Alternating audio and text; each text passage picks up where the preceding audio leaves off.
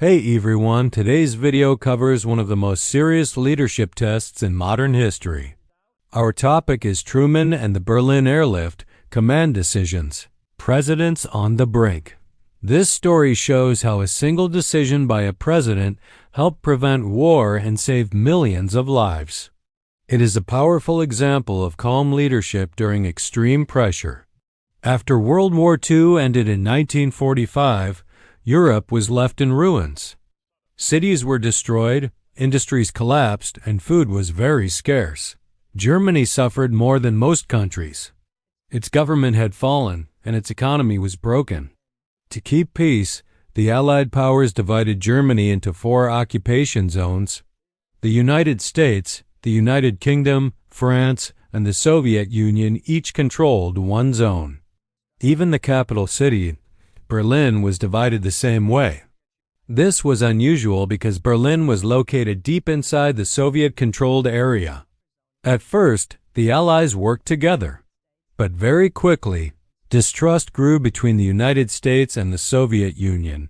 They had different political systems and different visions for the future. This growing tension became known as the Cold War. The Cold War was not fought with direct battles at first. Instead, it was fought with influence, fear, and power struggles. Each side wanted to prove that its system was stronger. In 1945, Harry S. Truman became President of the United States. He took office during a very unstable time. Many people doubted his experience, but Truman believed in firm leadership. Truman believed strongly in democracy and freedom. He also believed that economic recovery was the key to peace. If people had food, jobs, and hope, they would not turn to extreme ideas. This belief led to the Marshall Plan. The United States offered money and supplies to help rebuild Europe. Western European countries accepted the help and began to recover. The Soviet Union rejected the Marshall Plan. They believed it was a way for the United States to gain control over Europe. They also stopped Eastern European countries from accepting the aid. By 1948, Germany became the main point of conflict. The Western powers wanted to rebuild West Germany. They believed a strong economy would bring stability. To support this plan, the Western Allies introduced a new currency in their zones. This angered the Soviet Union. They saw it as a threat to their influence.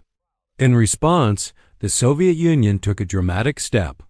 In June 1948, they blocked all land routes into West Berlin. Trains stopped running. Roads were closed. Canals were shut down.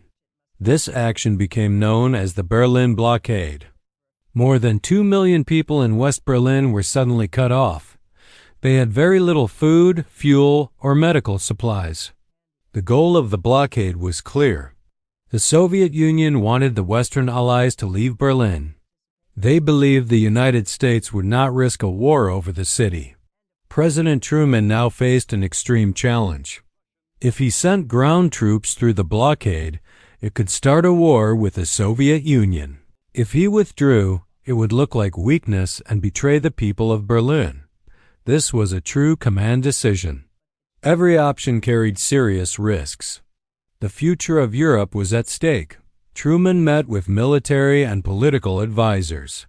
Some leaders argued for using force. Others warned that any armed move could lead to another world war. Truman was deeply aware of the cost of war. World War II had ended only 3 years earlier. Millions had died, and cities were still being rebuilt. Truman decided that war must be avoided if possible. But he also decided that abandoning Berlin was not acceptable. He needed a solution that showed strength without violence.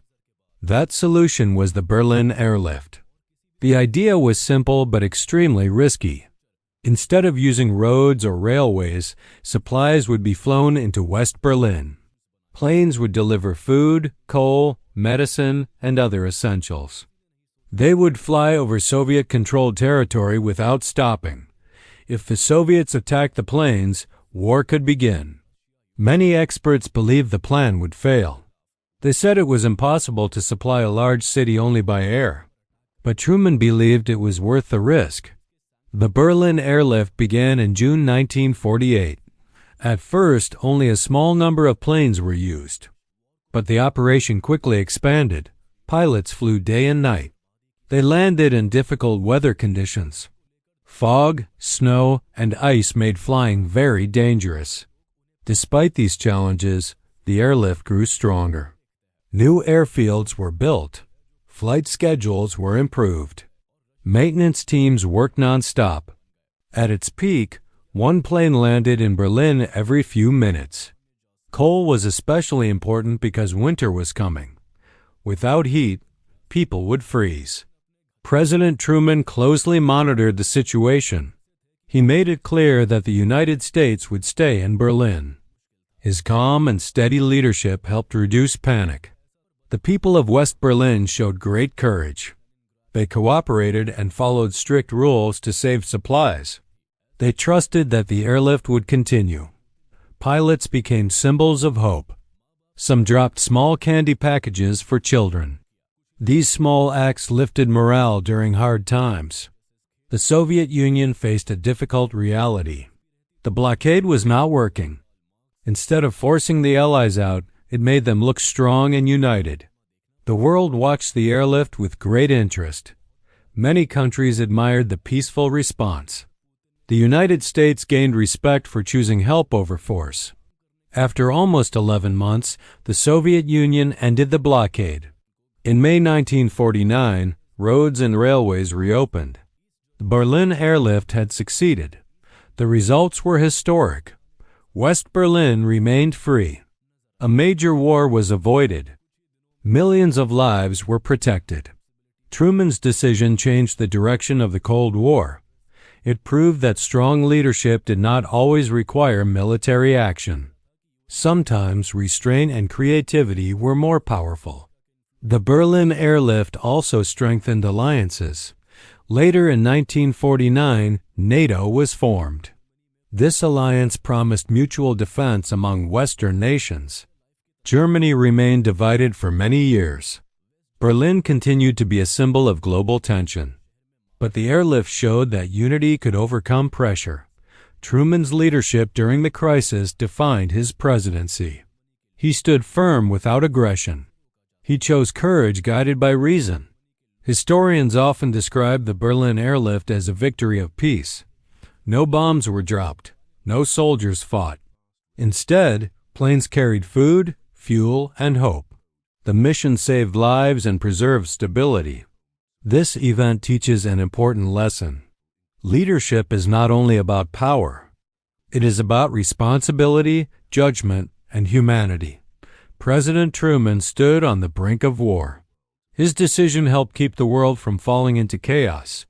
His actions continue to inspire leaders today. The Berlin Airlift remains one of the greatest humanitarian missions in history. It reminds us that even in times of conflict, peaceful solutions are possible. If you found this video helpful, please like, share, and subscribe. See you in the next video. Thank you for watching.